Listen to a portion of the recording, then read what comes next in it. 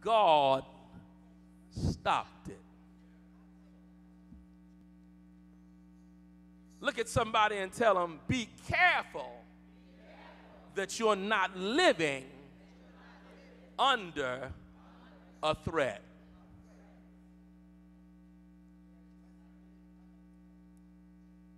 Our lesson text today is one that we have read much concerning the conversion of the Apostle Paul from Saul to Paul.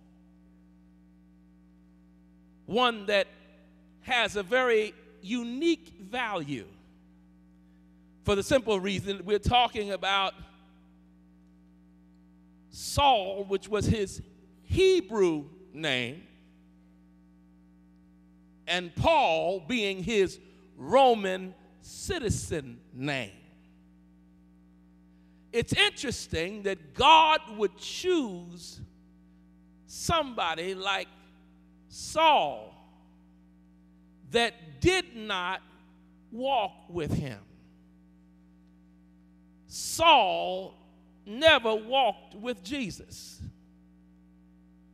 He never saw Jesus perform one miracle. Matter of fact, he had a reputation for being a Christian killer. Look at somebody and tell them, when God speaks a directive, don't tell God what you heard. I'm going somewhere, but somebody said, Pastor, why are you messing with this? It's interesting. The earliest connotations or references to Saul, as we discovered that Saul, as a young man, actually held the coats of those that were stoning Stephen. So his interaction with Christianity was one that was completely twisted. Because from the very inception of where we see him, we find him at war with the people of God. He stood by and watched them stone the deacon and held their coats until it was over.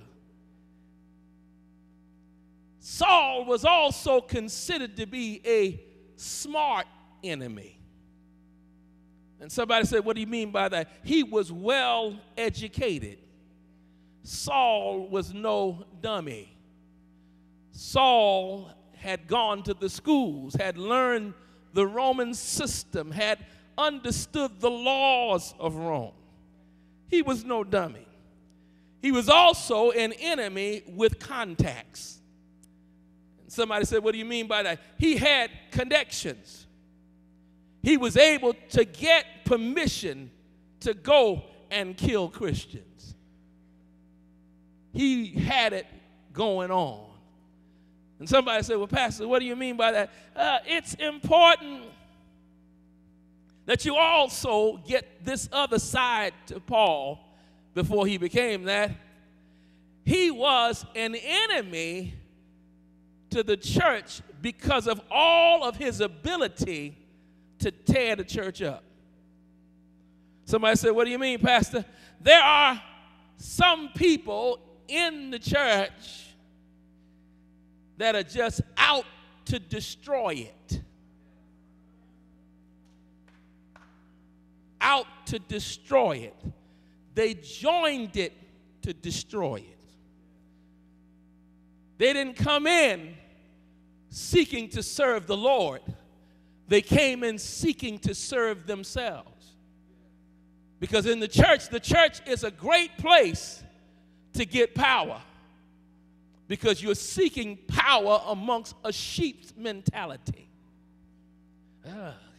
Pastor, where are you going with this? Just follow me a little bit. What happens? They will fight everything you try to do that's good. If they see it going somewhere, they become a distraction. if they see it coming to fruition, they got to put something in there to distort what you're trying to do. There are some people that are just sent. Let me look at a few of y'all, because I hope I'm not talking about you. We have some people that are sent to attack. Just sent to attack you. I mean, you don't have to be bothering them. Matter of fact, you can be treating them nice, trying to befriend them, and they will flip on you at the drop of a hat. Why? Because they were sent by the enemy to get you out of your most effective place. Somebody said, well, Pastor, why would God allow that? A lot of us don't understand the process of development. In order for God to develop you, He has to allow you to experience some difficult times. He's got to allow people to come against you. He's got to allow people to attack you. You say, why? I'm not bothering them. But the only way that God can really use you is when you get you out the way. Somebody said, Pastor, what do you mean by that? Let's go there. You ready for this? When can God most effectively use you? He can use you when it's not about you, but it's about Him. And the biggest challenge for most believers is to get you out the way. Why? Because we love being looked at in a upper way. I'm going to say it like that. We like for people to see us. It feeds our ego. When people say, oh, you one of the most powerful evangelists I know. And you turn around and say, really? Yes. Because I know when you prayed for me last time, I felt something in my belly.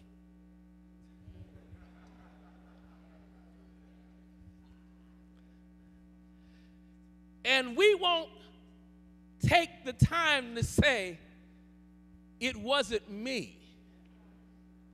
It was the Lord using my nothingness in order to get something positive that would affect you. Because see, anytime you allow the enemy to pump you up to think that it's you, you will begin to operate outside the spirit realm. Oh, let me kind of mess with some of y'all today, because somebody said, well, Pastor, I don't take it when people tell me that, this, that, and everything. Well, you got to check some people sometimes, because people will get you in trouble with God. Because if you're not careful, and you hear me say it all the time, whatever you do, don't put me in a place to worship me.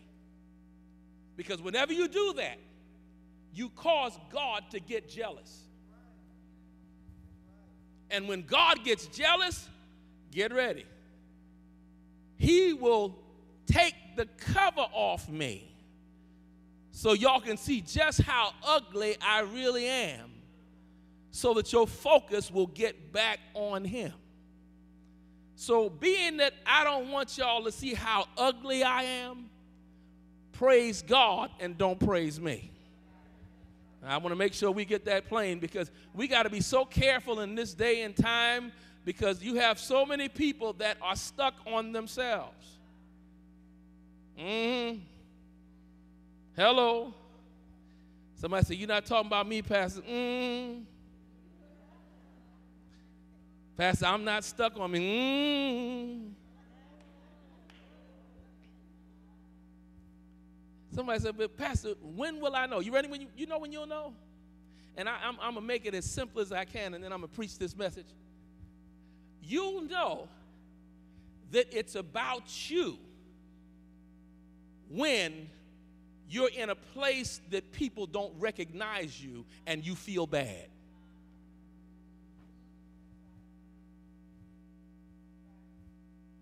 Then you'll know it's about you.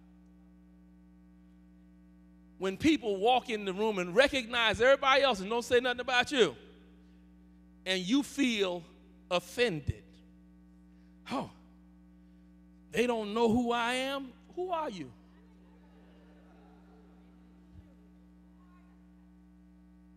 I thought it was all about the Lord.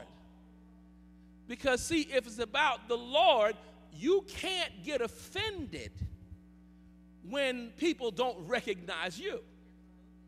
Why? Because you're not there for them anyway. You're there because of the assignment of the Lord that's upon your life. So when it's about you, if people come over here and they walk by you and don't say nothing, and you start sucking your teeth, puffing up your jaws, there's some you in the mix. And you got to make sure that that part of you does not become the dominating factor in your God-ordered decisions. Because when you start working for the Lord, it cannot be about you.